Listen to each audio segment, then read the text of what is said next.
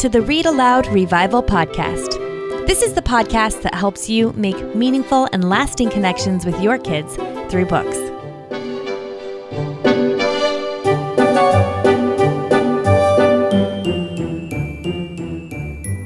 Hello, Sarah Mackenzie here. You've got episode 117 of the Read-Aloud Revival podcast. Well, it's the end of November, so Christmas is right around the corner. The holidays are on everyone's mind, right? And if you're an American, I want to wish you a happy Thanksgiving this week. For today's show, I've got some great resources for you to help gear up for the Christmas season with your kids. First of all, we have a young reader's gift guide coming out later this week. If you're not sure what to get as gifts this Christmas for the young readers in your life, in just a day or two, you'll be able to see our whole list of great gifts for young readers. And that's going to be up at readaloudrevival.com. Remember too, that if you want the very best resources like these, the ones I'm talking about today, I'm going to tell you about a picture book list, the Christmas novels list I'm offering up today, the gift guide I just mentioned, all of our free stuff that makes your life easier. You really do want to get our Read Aloud Revival emails. They land in your inbox each Tuesday morning, and they always contain book lists and resources that take the work out of choosing books and growing readers. So make sure you're on the list by visiting readaloudrevival.com and popping your email in there, or you can just text the word books to 345-345.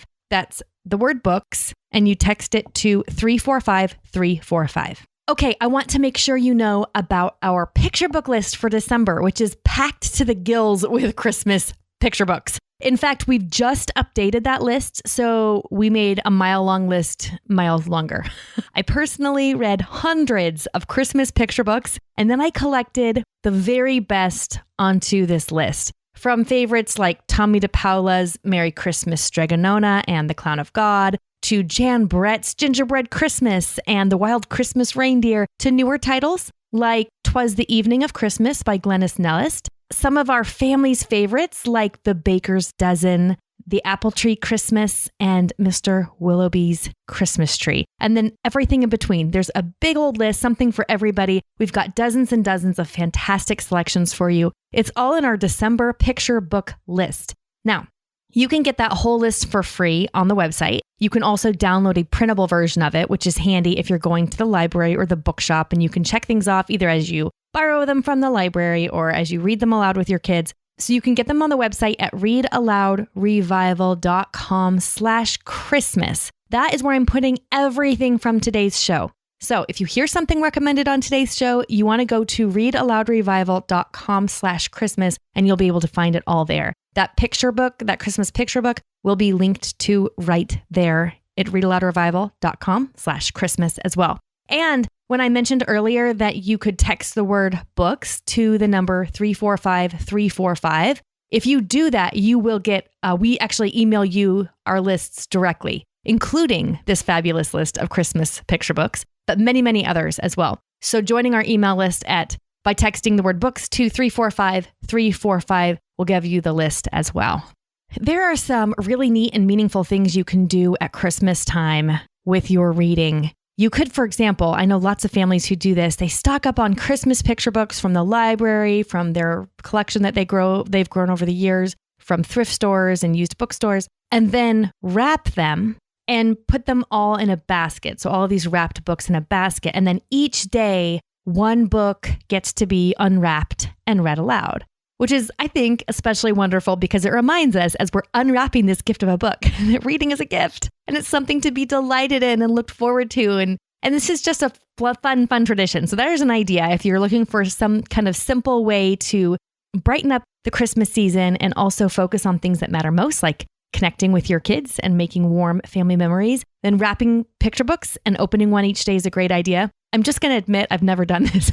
I've seen families do it and they post beautiful pictures of their wrapped books. And I always think that's so lovely. But all that extra wrapping just puts me off. I just can't get myself to do it. So instead, I just fill baskets around the house with Christmas picture books and we read and read and read all season long. So if that's more your style, I'm with you. That's good too. But there's lots of really fun, simple ways that you can use the Christmas books to just focus on what matters most over this season. focusing on the true meaning of the season, reminding ourselves that we can connect with our kids and make warm memories without having to go to lavish extremes, spend a lot of money, or get stressed and harried. Sitting down and sharing a story with our kids over the Christmas season is a beautiful, beautiful way to cherish this very special and very important time of year. We also have a list of Christmas audiobooks. So if you're looking for something to listen to together as a family, maybe you have a drive to get to grandma and grandpa's, or you want to listen to something together as a family while you're making gifts or cards, or even just while you decorate cookies or sit by the fire, we've got you covered there too. We've got a list of great Christmassy audiobooks. You can find that at readaloudrevival.com/Christmas as well. If you're looking for longer read-alouds, novels, short stories that aren't picture books, but would make wonderful family read-alouds, would appeal to your older kids especially, I've got you covered in today's show. Now, the list I'm going to share with you today is actually pretty long too. I promise you, I was super picky when choosing what would make the cut, but there are a lot of really wonderful Christmas books. So you want to make sure you head to the website so you can get free access to the whole list, download that printable version of the list. And are you surprised? You can get that at readaloudrevival.com/Christmas. Are you getting tired of hearing me say that yet? You really just want to go to that website and get all the things you need there. Okay, so what was I looking for in the books I'm recommending today? There's 3 qualities I was looking for, and I read dozens and dozens and dozens of Christmas novels. In fact, I spent the entire fall reading Christmas novels, which is kind of a weird experience, I'm just going to say. We would be going to the pumpkin patch or drinking cider or raking up leaves outside, and I would go inside and I would read A Christmas Carol, or I would read all of these Christmas novels, and I was really getting into the Christmas spirit, but I wanted to read them, and I read tons and tons of them to make this list for you. So what I was looking for were books that create images that we can picture in our minds. So these aren't picture books. Some of them do have some illustrations in them, of course, but really books that are really well told, stories, I should say, that are really well told. We can picture the images in our minds. And also the stories need to use rich and lavish language so that these books just beg to be tasted and read aloud. There is a huge difference between a story that sort of uses more bland or simple language and then one that uses rich storytelling language that just makes you want to read it out loud. And I also was looking for stories that would pique your curiosity. Some of these are shorter, some of these are longer, but all of them, I think, make you want to turn the page and read just one more chapter, just one more part, which I think is really, really helpful and will just foster some good memories and good storytelling this Christmas. All of the books I'm going to tell you about today do that. Like I said, this list is fairly long, so I'm not actually going to be able to describe all the books on this list to you. We would be here all day if I did that. So I'm just going to describe a few of my favorites, and then I'm going to encourage you to get the rest of the list. So the first one I want to mention, actually the first couple I want to mention are a couple of classics. These are actually collections from classic authors you know and probably already love. The first is A Little House Christmas Treasury. This is a collection of chapters from the Little House on the Prairie series by Laura Ingalls Wilder that are pulled and collected together. You don't need to have read the Little House series to enjoy it. It will read more like a Christmas over the years because it's got Christmas when they lived in the big woods of Wisconsin. And then it's got Christmas as they were journeying down the road and Christmas all the way through to the last book, the first 4 years. So you don't have to have read the Little House books. If you have, you will love it because it's all the Christmas books collected together. So it's pretty delightful. So that's A Little House Christmas Treasury. Another similar one is Christmas with Anne. So it's similar in that 2 of the stories from Christmas with Anne are chapters from the Anne of Green Gables books by Lucy Maud Montgomery. But the rest of the stories in Christmas with Anne are actually short stories that L.M. Montgomery published elsewhere in magazines and that kind of thing. So if you have Anne of Green Gables fans in your house, you probably don't want to miss this one. They'll get a couple chapters that are revisiting Green Gables and Christmas with Anne, but then you'll also get some fresh stories you may or your children may have not heard yet by L.M. Montgomery that are just delightful. So that one is called Christmas with Anne. A more recent book that I'm sure you've heard me rave about by now is The Vanderbeekers of 141st Street by Karina Yan Glaser. It was one of my very favorite books of all 2017. This is the story of a large family, a biracial family living in a brownstone in Harlem, New York. It's Christmas time as the story begins, and the Vanderbeekers have just found out that their curmudgeonly landlord, Mr. Biederman, is not renewing their lease. So the kids make it a goal or a project of their own to try to convince the landlord into letting them stay in their beloved brownstone. And they've got till just about Christmas to make that happen. So misadventures ensue in full force, of course. I read this book aloud to all of my 6 kids, from the preschoolers to the high schoolers, and we all loved it. There's a follow-up sequel too. It's The Vanderbeekers in the Hidden Garden. But this one, The Vanderbeekers on 141st Street, is set at Christmas time. So it's perfect to read in December. You'll recognize the next book's author. She's the author of Sarah, Plain and Tall. Her name is Patricia McLaughlin. She is a lovely, lovely storyteller, one of the most gifted. And this is a quick read. It's called The True Gift. It's the first, I've just read this one for the first time, and it's one I'm going to be adding to our family's permanent collection. It's a sweet country story, a sweet country family story. It's short. So if you find yourself stretched for time in December, who doesn't, right? This can be a really good read aloud because it's not a huge commitment. So it's short, it's delightful, and everybody can listen in. It's not too heavy for anybody. And even your older kids, teens, and all the other adults in your family, they're going to enjoy listening to it as well. Okay, I can't wait to tell you about this next series. In fact, I love these books so much that I would say if you're only going to choose one book from this list, this is what I would recommend. This is the series by Arnold Itreide. His last name is spelled Ytreeide. There's a collection of these books. The first is Jotham's Journey. Then there's Bartholomew's Passage, Tabitha's Travels, and Ishtar's Odyssey. I love these books. Let's start with Jotham's Journey, which is the first in the series. It's a fictional telling of the Nativity. Jotham is a 10-year-old boy, and throughout the book, he is searching for his family in Israel. He's gotten separated from his family. So he's searching for his family in Israel at the time our Lord is born. On his journey, he meets thieves and robbers and kidnappers. He faces incredible danger. I'm telling you, I learn so much about what the world was like in the time of baby Jesus when I read these books. So here's the cool thing about these books. Well, actually, there's a couple of cool things. So here's one of the cool things about these books.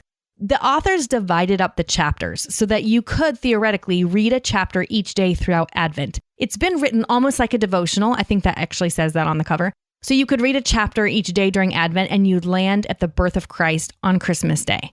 I am never put together enough to get to reading aloud every day. Every time I think we're going to do this one thing every day all throughout Advent, it never happens. So I just read these like a normal chapter book. So, just like our normal read aloud. Some days I read one chapter, some days I read a couple of them, depending on their length. There are actually little devotional additions at the end of each chapter. Frankly, I usually skip those because I think the stories are so well told that the kids are really quite able to dig out the beauty and the meaning naturally without those prompts. But there have been times I've read those aloud too, and they're lovely. So you could use them if you like. But you could use this book as a devotional, a chapter a day, or you could just read it like any other chapter book and split it up however you want. Another cool thing about these books is that Mr. Itreide has written the story from different perspectives. So Jotham meets a boy named Bartholomew, and the first book is Jotham's Journey. The second book is told from Bartholomew's view and his experience, which is quite different from Jotham's, and that one's called Bartholomew's Passage. And then we have Tabitha's Travels, which tells us the entire story from Tabitha's perspective and her own experience. And the newest one is Ishtar's Odyssey. Basically, you could read this Christmas story every year and have a different tale, a different experience of the Nativity. I really think this is a beautiful way to deepen the true meaning of Christmas, the celebration of Christ's birth, and really deepen your family's understanding and appreciation for what this holiday really means. I can't recommend these highly enough. Like I said, if you're only going to get to one book on this list, I would start with Jotham's Journey. Out of everything I'm recommending today, I would recommend Jotham's Journey most. I do want to caution you, however, the life and times during our Lord's birth were grisly, right? This is a grisly time in human history. The books are intense and they can be disturbing to young listeners. There's kidnapping.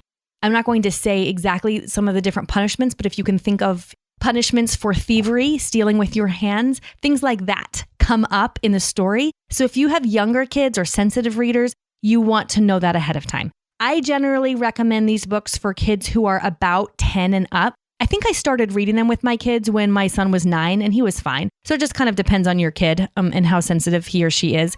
If you have young ones, I would say you either want to read the book after they're in bed so you can read it with your older kids, or, do what I do. Sometimes I will turn on a movie in the next room for the little kids so that I can read with my big kids. Just make sure you're going with your eyes wide open. You don't want to start reading that book with the really young ones in the room and then be surprised that they start having nightmares. So that's my caution for you. Okay, let's talk about a couple of classics that look like picture books, but really are short stories. And therefore, you don't want to approach them like picture books because you'll get frustrated. The first is The Story of Holly and Ivy, written by Rumer Godden, illustrated by none other than the fabulous Barbara Cooney. This is an old-fashioned tale of an orphan girl, a Christmas doll, and the spirit of Christmas. It's got to be one of my favorite, very, very favorites. I really think you could skip the library on this one and just buy a copy for your home library because you're going to want to read it again and again. It's got a lot of text. So if you pull that book off the shelf, it looks just like any other picture book. But if you pull that book off the shelf and think you're going to be reading for the next 5 or 10 minutes with your kids a picture book, you're going to get overwhelmed. It is a short story. So approach it like you would a chapter book and read, sections at a time and then put it away and come back and keep going. I think even young kids can really enjoy this one. It's just that you don't want to try it all in one sitting. It's a short story illustrated with beautiful illustrations by Barbara Cooney. Another short story that looks like a picture book but isn't really is The Nutcracker, written, of course, by E.T.A. Hoffman. Illustrated, this version that I'm talking about right now, is illustrated by Maurice Sendak. It's lengthier. This is a lengthier version than the Susan Jeffers version that I love and recommend in our picture book post. There is a lovely picture book story retelling of The Nutcracker by Susan Jeffers that is just wonderful. That is definitely a picture book. This one, illustrated by Maurice Sendak, is not so much a picture book. It's more like a chapter book or a really long short story. There's a lot of text, and the illustrations are done beautifully by Maurice Sendak, who you'll know from Where the Wild Things Are. He actually designed, I don't know if you know this, but he designed the sets and costumes for the Pacific Northwest Ballet's Nutcracker production in Seattle. And this is the book version. So you want to read it like a chapter book in bits here and there over time. It's not a sit down and read it all at once. Again, it looks like a picture book, but it's not. It's just got really, really beautiful illustrations. I bet your kids will pore over this book because it is a feast for the eyes. And I found that my kids enjoy Nutcracker retellings and ballet performances better after they've got the story well in hand. So reading a storybook like Susan Jeffers' version for younger kids, and then this Maurice Sendak illustrated ones for older kids, or letting younger kids just enjoy the pictures, will help a lot in them understanding the story of the Nutcracker. While we're talking Nutcracker, let me tell you, there is a lovely edition of the Nutcracker done by the London Philharmonic Orchestra, narrated by the beloved Jim Weiss, who we've had here on the podcast a couple of times, and we're going to have him again. It's narrated by Jim Weiss, the story of the Nutcracker, and then the London Philharmonic Orchestra play it, and it is amazing. It's done by Maestro Classics. I love what they do over at Maestro Classics. You can get this one on CD, or you can get it as an MP3 to listen to. And it actually comes with a 24-page activity book that you can either download or whatever. I rarely use the activity book, although I know some of my friends really enjoy that. I just love, love, love these symphony stories. They're just beautiful. It's about an hour long, so it's kind of perfect to play in the car as you zip around on Christmassy errands or go on to your way to visit friends and family or find yourself in the car. And you could listen to it over and over. So that's done by Maestro Classics, and it's The Nutcracker by the London Philharmonic Orchestra. Remember, I'm putting links to all of this in the show notes. So if you're starting to feel like there is no way I will remember all of this, yeah, I know. So go to readaloudrevival.com/Christmas to see it all. Okay. One more short story I almost forgot to mention is The Gift of the Magi. This is a classic tale by O. Henry that your older kids will especially love. But the picture book I'm going to link to in the show notes is lovely just all the way around. It's just lovely for everybody. It is a very classic tale. You might recognize it because I think a lot of us are familiar with the story of The Gift of the Magi. And I'll put my favorite version in the show notes. It's pretty much like a picture book, but it's got more text than a lot of picture books. So we're sticking it here with short stories. Okay, a couple more classics for you. One of them is by Elizabeth Goudge. It's called I Saw Three Ships. I have never read this before this year. I read it for the first time in preparation for this list, and I was so delighted to have found it. It's the story of a girl named Polly who lives with her two maiden aunts on the seaside during the late 18th century. It's symbolic, and it's basically a story based on the legend of the three ships, the hymn, I saw three ships, or the Christmas carol, I should say, I saw three ships. It's kind of an imaginative telling of it. I would say it's best for older kids and teens because I think younger kids will probably find it hard to follow. Googe is a very subtle and spare storyteller in this one, so it's short. It's only 60 pages. There are lovely black and white sketches throughout, and I just love this story of hope and optimism. I would recommend this one for a family who already enjoys classics, I think. If you've got younger kids, a fantastic novel that would be really fun to read is actually just a mini book of Tum Tum and Nutmeg. So Tum Tum and Nutmeg, written by Emily Byrne, there's a whole bunch of their different adventures, and they have one called A Christmas Adventure. There's an audio version, or you can just get it and read it aloud. It's lighthearted and quick to read, and if your kids have already loved the other tales of Nutmouse Hall about Tum Tum and Nutmeg, they'll really enjoy this one, but they don't have to already be familiar with Tum Tum and Nutmeg or Nutmouse Hall in order to enjoy it. I think I would recommend Tum Tum and Nutmeg, A Christmas Adventure, for about 4 to 7-year-olds, I think. I mean, kids on either side of that are going to enjoy it too, but I bet kids age 4 to 7 will enjoy it best. Did you know that Betty McDonald, the author of the Mrs. Pigglewiggle books, has a Christmas book? Indeed. I did not know that either. Maybe you did know. It's called Nancy and Plum. And Nancy and Plum are two orphans who live in Mrs. Monday's house for children. And I'm not going to tell you much about it. It's a very old-fashioned story. It starts and ends at 2 different Christmases. So it's a very good time of year to read Nancy and Plum by Betty McDonald. It's a little slower paced. It's an older classic. So if you're looking for something quicker paced, skip that one. But if your kids really like an old-fashioned classic tale, that may be a good one to go with. One of my favorite books to read at Christmas time, or actually any time of year, I really love this book, but it's particularly well suited for a Christmas read, is The Family Under the Bridge by Natalie Savage Carlson. This book won a 1989 Newbery honor for good reason. Armand is this curmudgeonly tramp who is living on the streets of Paris, and he's very unhappy to share his space under the bridge with 3 newly homeless children and their mother. It's a really heartwarming story of transformation and love and loyalty and family. I would read this one with kids who are, I'd say 6 and up or so. I mean, I think the whole family could sit in on this one, but probably kids who are 6 and up all the way to your teens will enjoy it the best. All right. Oh, I'm looking at the time. One more, and then you're going to have to get the rest of the list on the website. I do want to mention this one.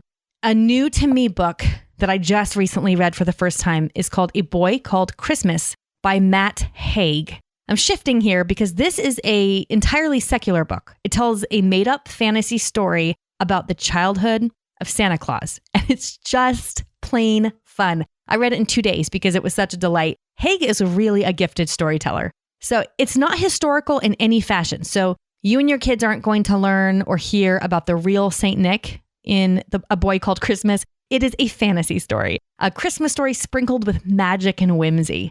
I would say it reminds me of Roald Dahl's work. If you are a listener who tends to think the work of Roald Dahl is a bit crass, or you have an aversion to a little bathroom humor, or just, I don't know, some of the weirdness of Roald Dahl, you probably want to skip this one. But if you like the quirky weirdness of Roald Dahl, you will probably love A Boy Called Christmas. It is a story of the boy who becomes Santa Claus as a child and how he got to become Santa Claus in a fantastical tale. So it's a story of unending optimism. I think that's really the heart of the stories, on this unending optimism, the importance of hope, and the truth of, as the book says, nothing being as wonderful as doing the right thing.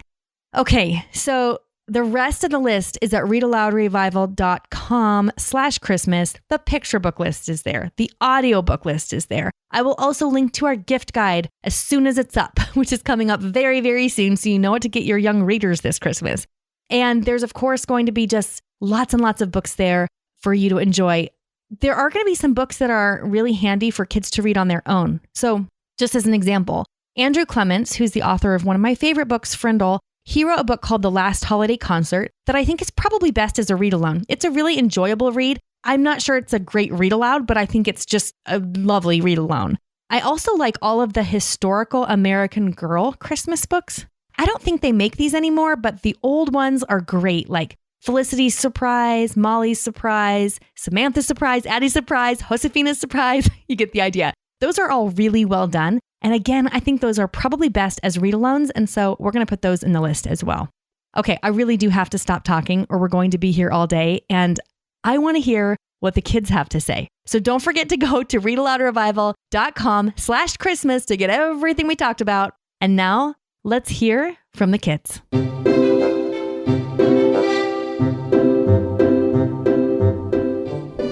Now it's time for Let the Kids Speak. This is my favorite part of the podcast, where kids tell us about their favorite stories that have been read aloud to them. Hi, my name is Brooke and I'm 14 years old. I'm from Adelaide, Australia, and my favourite book is What Katie Did by Susan Coolidge. Hi, my name is Abigail. Hi Abigail, how old are you? I'm 6. You're 6, and what's your favourite book? Granny Smith Apples. Granny Smith Apples. And where do you live, Abigail? Adelaide, Australia. Adelaide, Australia. Hi, my name is Ethan. I'm 13 years old and I live in Adelaide, Australia. My favourite book or series of books is The Ranger's Apprentice by John Flanagan. My name is Eamon. How old are you, Eamon? I'm 7 years old. You're 7, and what's your favourite book that you love? My favourite book is BFG by Roald Dahl. And where do you come from, Eamon? Adelaide, Australia. What is your name? Caroline. Caroline. And how old are you, Caroline? 4. 4. And where are you from? Virginia. Virginia. And what is your favorite book? Silly Sally. Silly Sally by Audrey Wood. And why do you like Silly Sally? Because it's silly. Because it's silly. All right, say goodbye. Bye. My name is Mary Claire. I am 12 years old and I am from Virginia. One of my favorite series is the Once Upon a Time series by Angela Marie Michaels. They are Catholic retellings of fairy tales. I like them because they make you want to laugh and cry, and because they are full of good, noble, and heroic characters involved in a worthwhile plot. My name is Gemma, and I currently live in Vicenza, Italy. My favorite book is The Trumpet of the Swan, and I like it because it is about swans, and swans are one of my favorite animals. Hello, my name is Cecily, and I am 7, and I currently live in Vicenza, Italy, and my favorite book is Because of Winn-Dixie, and I like it because Winn-Dixie and Opal have a lot of adventures together. My name is Gemma, and I'm 11 years old. I am currently living in Vicenza, Italy. My favorite book is The Trumpet of the Swan, and I like it because it is about swans, and swans are one of my favorite animals. Thank you so much, kids. I always love to hear what you're enjoying.